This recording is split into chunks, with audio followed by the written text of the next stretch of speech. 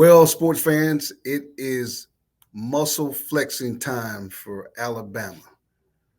The real region play starts, and it's Arkansas this weekend coming up. Crimson Tide has to be a road warrior, go into Fayetteville, and take out those Razorbacks. Welcome to Coach One Sports. Yours truly, Coach Kevin Bull Jones, here with you. Going to bring it to you from a coach's point of view. Going to talk about recap what happened last week, but more importantly, let's talk about the game preview. So if you enjoy the show, make sure that you subscribe. Hit that button, subscribe. Also, comment. I do respond to comments. Also, like and share. Welcome to Coach One Sports. Well, it's showtime. In the last three games, University of Alabama has given up a total of 10 points. That would be 7 points, one touchdown, and a field goal. They've scored over 170 points. So for those that say, okay, they didn't really play anybody that tough, okay, I'm going to let you have that. You can have that all day with a bag of chips. But now it's showtime. Bama has to flex the muscles, and they have to become road warriors. And if you listen to any of my shows talking about a preview of the Bama season, I talked about some hot games coming up. And they have to go on the road and snatch some throats. And they have to start this Saturday with a very good, well-coached Sam Pittman football team. Plays with a lot of energy. Coach Pittman, highly regarded, highly respectable. Football coach, recruiter, also a motivator young man. And that's a key element that Coach Saban has to deal with this weekend coming up. Coaches that do an effective job of of motivating their kids to be the best that they can be. Now, the question is, can those teams usually sustain, or should I say sustain, for the whole game? That's what's going down this weekend. So let's talk about it real quick. Well, first of all, Alabama, as I mentioned, came off a blistering win over Vanderbilt. Only gave up 155 yards total offensive yards in that game. The defense swelled up. Everything was clicking. It looked like all hats were to the ball. Everybody was running to the football. That unison and that proper gap fitting, you saw that the whole game. Taking nothing away from Vanderbilt. Vanderbilt out there with a freshman quarterback thrown to the wolves against one of the top teams in the nation. It is what it is. It's college football today. Here today, gone tomorrow. So things just happen that way. But for that game, some key points, the Bama defense stepped up, made some very good plays. They had 8 tackles for losses. Also, they had 5.5 sacks, 2.5 by yours truly, Will the Terminator Anderson Jr. Great game. I love the way that all of those guys corralled to the football. Even number 10, Toto, I'm on your tail all the time. But I will say this, you did a very good job in space. You came downhill, you fit gaps. Still overran a couple of plays, but so what? It happens. But the thing I loved about it, it was the next play for you, and you did a great job. Did a very good job of covering the backside of backfield. Of course, you got to face that stuff in practice, and Jahmyr Gibbs you face him in practice. So, facing those Vanderbilt running backs when they came out for passes, you did a very good job. I also was extremely impressed with the way the technique for the guys in the secondary. Okay, Kool-Aid, Terrion Arnold, the rest of those guys also. And I give Eli Rick some credit, those things, getting back into a flow of being successful every play.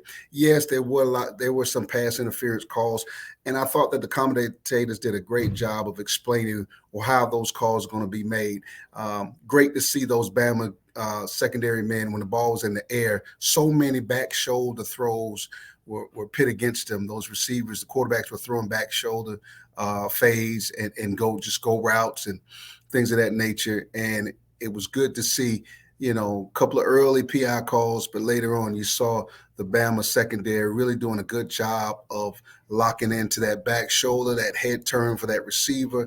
And then they faced the receiver and ran with him and made sure they attacked that back shoulder, made sure that there were no plays no big success plays. Yeah, a lot of balls caught in front of them, and so being that happens. Okay, but the whole flow of getting in a groove of playing in secondary, and as you know, Bama's all press man, off man, some cover three, but two match things of that nature. But you see, man, that's what you're going to see. And I thought that the secondary did an admirable job as a collective group of making sure that they stuck with their receivers and stayed in phase, and then used their hands to fight for the ball. And after that, it's up to the discretion of the official. If he decides it's the PI, because yeah, we did look back for the ball, and our hands did disrupt. But okay, some you're gonna win, some of those calls you're gonna win, some you're gonna lose. But the great motivating factor that I was impressed with Coach Pete Golden is his ability to show something a little different this time. He threw a new little different wrinkle. He showed 6 at the line of scrimmage sometimes, and you never knew which guys were coming. He did a fascinating job of changing the look, pre-snap read for the quarterback. He had 6 at the line, looked like 6 were coming, then 2 would drop off, and zone coverage or match coverage. And then you also connected twist stunts with it, or what I call delay slams, where it's really like a pick. It's like a pick play, where a defender intercepts offensive lineman so that his teammate can go around him and get through the hole. I thought that Bama did a great job of that, a different look. Sometimes they rushed 4, sometimes 5 came. Even sometimes they slipped in, 6 showing, 6 coming, 4 showing at the line of scrimmage, then 5 coming. And the offensive lineman for Vanderbilt just didn't have time to make those adjustments. So I thought that was great on Coach Golden's part to add a different flavor of what they do. Sometimes it's still the same coverage, but the pre-snap read made it look different. And I thought those are lessons learned. It's one of those things as a coach you go through with the season. You find out what works well. And then after that 4th game, you get to that 4th game and you got 3 games of film on yourself. People tend to pick up some tendencies that you have. So you do have to change the look.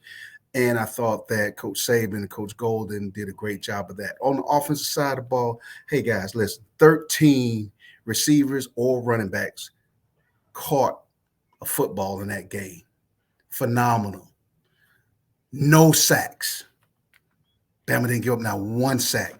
I think one time Bryce Young had maybe 20 seconds. I think he went to Bojangles or Popeyes to grab something to eat, came back and still was looking for a receiver and waiting for somebody to get open. And it was great to see the marinating of the offensive line, being able to adjust to slide, overload protection, overload fronts, under fronts, as well as knowing when to go with slide protections. The center did a great job of making those adjustments when he saw the front on pre-snap read. They did a great job picking, and the backs did a wonderful job of picking up those linebackers and guys coming through the middle, also on the edge. And it wasn't necessarily chipping.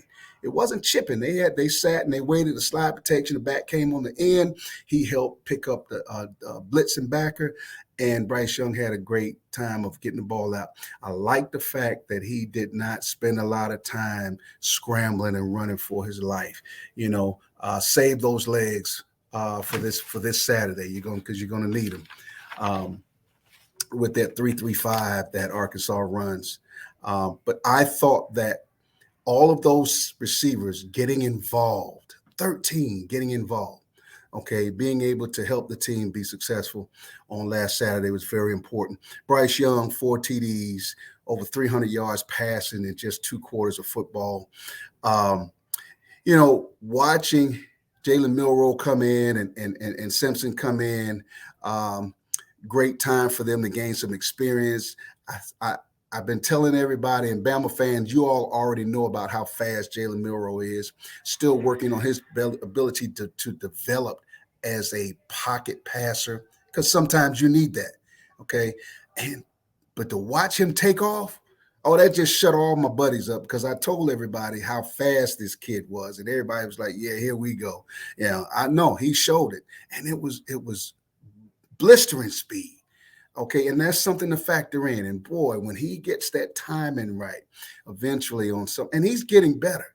And so is Simpson. Everybody had a chance to help Bama in the victory. And of course, without going into too much detail before we talk about upcoming game, Lee, one thing, talk about that special teams. Boy, I tell you what, Kool-Aid put on a show, put on a clinic. I mean, here's the thing that I loved about it. Not necessarily his vision was what made it so successful. I thought his ability to catch the ball and get upfield immediately, but more importantly, the blocking that was sustained in those in special teams and on those punt returns, magnificent. That's what you want to see. So all phases of the game was clicking. And of course, with that happening, 55 points put up, you can call it what you want. Vanderbilt's not a bad team. They're just not on the level of Crimson Tide right now. But they're on the schedule. You got to make it do what it do. Now, we call it casualties of war. But it allowed Alabama to get in a better flow, run blocking, even though we had some good runs through the offensive line with the running backs. All the backs got a chance to run that ball. That Milner kid is, boy, once again, Bama's loaded. Okay. But the ability to still be able to have all those guys add in the success is what made it special. Now, let's talk about what's coming up this Saturday. Okay. Hey, several things that are going to pop up in this game. One being Bama's offensive line against the defensive line and that front seven, or should I say front six, because they run a 3-3-5. I hate that defense, but I mean, everybody likes to play it. I guess when I see somebody win a national championship with it, I'll probably try it too. But anyway, move right along.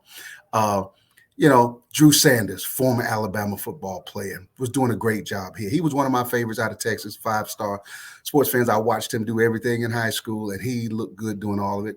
Was part of the Bama way, Bama system. Injured his wrist and hand against Ole Miss, never got his job back. The rest is history. He's now dominant, one of the top pass rushers in the nation, leading in that category. Of course, Arkansas is leading in sacks in the nation with 20 thus far, and he is leading the team with 5.5 sacks, excuse me. And he's doing a great job in that defense. Also, you already got Bumper Pool, who is a staunch inside back. He's the throwback thumper, come downhill, knock your head off. Probably knock some years of life off you when he comes down, he fills holes. I mean, they are efficient, should I say, Arkansas, in their defense that they run. And if you ever want to talk about where our strength had not been up until this past game, it was in our pass protection. So that is one special battle that's going to go on that's going to really help. Now, Achilles heel for Arkansas, they're giving up over 300 yards per game passing. We have one of the top. Alabama has one of the top quarterbacks in the nation. I mean, it explains itself. Bryce Young up against a secondary that already gives up a lot of yardage, and sports fans, I just don't get it. You go to a 3-3-5 defense, you have 3 linemen, 3 backers, and 5 secondary guys, and you still giving up. So that means you got 5 guys back there. So that means nothing should be deep. You still giving up 300 passing yards a game. I mean, it just doesn't add up for me on what's happening. But the strength of Alabama is Bryce Young, and now for him to, he's got Latu back and he's able to get that ball around. I see that as a pivotal thing that can turn the game around, and Alabama's favor, and Arkansas is going to have a problem with that. Also, another strength. Now we talk about the run game of Arkansas. They're leading SEC in rushing. Of course, most of that is KJ Patterson. Okay, and hint, sports fans, one of our Achilles heels in the past with man coverage, 2-match coverage, things of that nature, too high man matchup stuff, take principles, guys crossing around, backers jumping, crossing routes and running with it, things of that nature. Well, that means the middle of the field gets voided, and that's why quarterbacks that can run have had some success against us. KJ Patterson can run. Jefferson can run. Scary.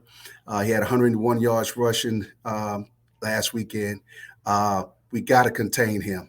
No, Bama's not going to go just rush 3 and drop 8. That ain't happening.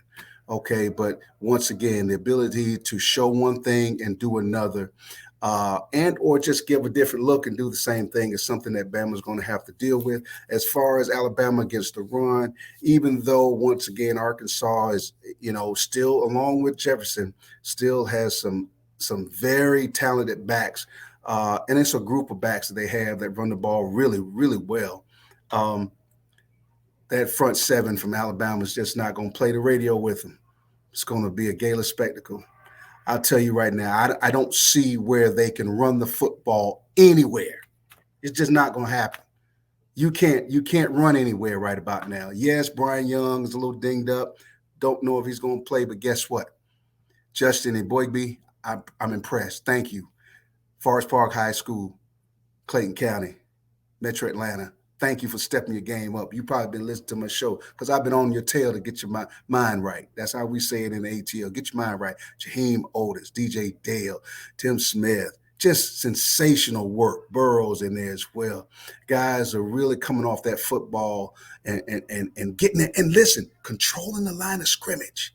Those are the things that those interior guys have been doing. And we're not talking about 31, the Terminator, Will Anderson yet, or Dallas Turner. Okay, those guys setting the edge. A couple of times they met at the quarterback.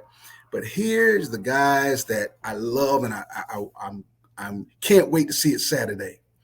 I call it jet package. Some people call it cheetah package or gazelle package. Some people say cheetah, but your pass rushing, when you bring Braswell in, you have Braswell, Dallas Turner, William, the Terminator Anderson Jr. in the game on a pass rush. That is sinful for an offense to deal with. And I don't think that Alabama is going to stop doing what they do well. All right, dropping 8 against them, which is what Texas A&M did. Okay, that allowed Jefferson to do his deal. And he's not bad. I'm going to give it to him. Okay, he gets my respect. However, this Saturday it's going to be some head knocking going on, and they're going to drop him. Okay, because last time I checked, 5 offensive linemen can't block 5 defensive defenders from University of Alabama on a pass rush. It's not going to happen. I think it's going to be a great game. But with Moody now stepping his game up, Jalen Moody, okay, Braswell should even be a starter for most teams. He would be. But he has been able to accept his role and come in and, more importantly, do his job to the best of his ability. I love it. I love the cohesiveness of the Bama defense, and everybody. Listen, just watch how many people are on the tackle. Watch how many people are running to the football. There's 11 guys on the field. You see 10 guys in the frame after the play is over with every play. All right, Battles, Battles got a little dinged up with his hamstring. Hopefully he'll be back.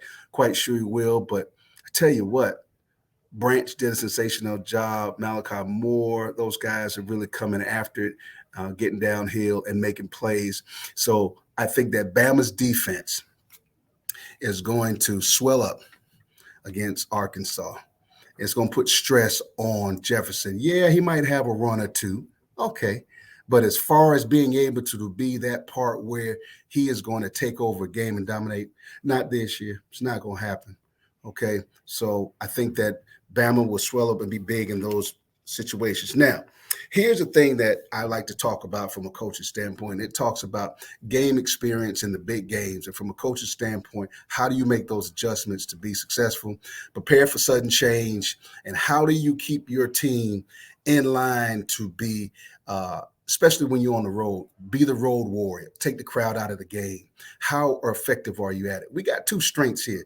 Coach Saban is good at that. You saw that against Texas. I was there, 106,000 screaming fans, and they were slapping us around. But their defensive coordinator, and I mean Texas made some boo-boos fourth quarter, and our coaching staff was able to identify those bad things that they did wrong. And Bill O'Brien and those passing game coordinator and offense coordinator, Coach Saban, Holman Wiggins, those guys saw some things and they were able to take advantage of them. That's why Bryce Young was able to get down the field and score. So what I'm really trying to say is the game is 60 minutes, not 58 minutes. 58 minutes and 34 seconds. Okay. The game is 60 minutes. Coach Saban, his ability, his experience to take the Crimson Tide through the ups and downs of that game. I'll tell you right now, it's going to be truly bedlam. Arkansas fans are going to be off the chain. They're going to close the city down, and they're going to be in our behinds for a half. Just look at what Arkansas did this weekend. Arkansas was able. Look there, Coach Pittman calling me now, telling me don't give up the secrets. I'm telling you, I'm sorry, Coach Pittman. I got to keep it real. Just telling you what's going to happen. What's going to happen to y'all on Saturday. But Arkansas even came up. Arkansas even came out 14-0 first half against Texas A&M last week. But guess what happens, sports fans? See, when you play with that high emotional high, after halftime, some stuff is going to come down. You got to come down eventually and just play football. Mike Tyson has a very great slogan I heard him say one time. Everybody's repeated it.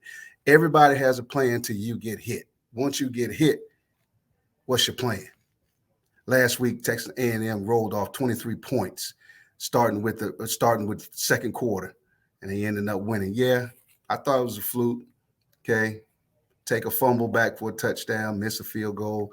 Yes, Arkansas should have won that game. And Coach Pittman did have them up to win the game, but they didn't win the game. They didn't finish the drill. My point being, Arkansas is a baby in the woods learning how to finish a game. They're going to have home field advantage, but the experience of the Bama Crimson Tide, the Road Warriors, are going to be the ones to come in and going to go ahead and go at Arkansas's neck. It's going to be beautiful. Don't move from the TV screen. Watch this, because it is going to be a good game.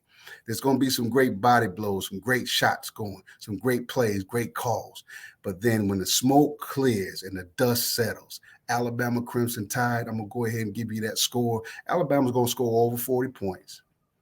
Arkansas is only going to score 13. I'm giving it to you right there. I gave you Arkansas's points.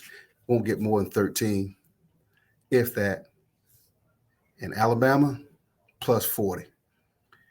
Get your popcorn ready. Watch the show. Hey, I enjoyed talking football with you. And thank you for watching. Make sure you subscribe.